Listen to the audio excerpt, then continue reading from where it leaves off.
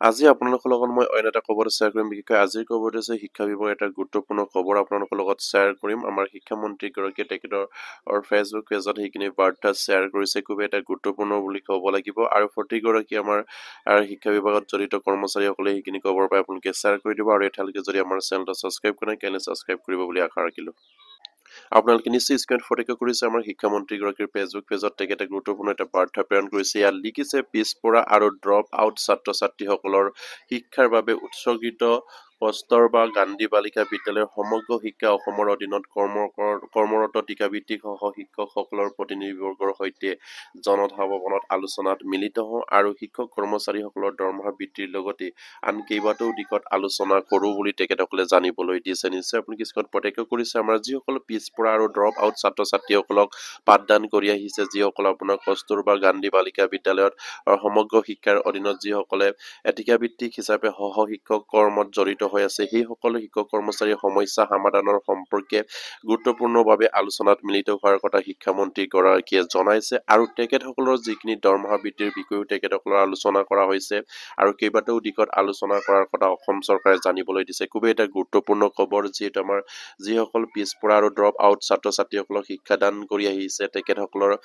যিবিলাক ন্যায় পাব লাগে বা সেইসকল শিক্ষক কৰ্মচাৰী যেনেধৰণৰ হয়তো তাৰ দৰমহা পাব লাগে সেইখিনি নোপোৱাৰ বাবে তেখেতসকলে বাৰম্বাৰ অসম চৰকাৰৰ লগত আলোচনা কৰিছে বা আবেদন কৰি আহিছে, কিন্তু বৰ্তমানলৈকে তেখেতসকলৰ সমস্যাখিনি সমাধান কৰাৰ হয়তো অসম চৰকাৰে গুৰুত্ব প্ৰকাশ কৰা নাছিলে। কিন্তু এতিয়া শিক্ষামন্ত্ৰীগৰাকীয়ে জানিবলৈ দিছে যে সেইসকল সহ শিক্ষক কৰ্মচাৰীসকলৰ সমস্যা সমাধানৰ সম্পৰ্কে তেখেতসকলে গুৰুত্ব সহকাৰে সিদ্ধান্ত গ্ৰহণ কৰা হৈছে বুলি কৈছে শিক্ষামন্ত্ৰীগৰাকীয়ে আৰু দৰমহা বৃদ্ধিৰ সন্দৰ্ভতো কেইবাটাও বিষয় লৈ তেখেতসকলৰ আলোচনা মিলিত হোৱাৰ কথা জানিবলৈ দিছে।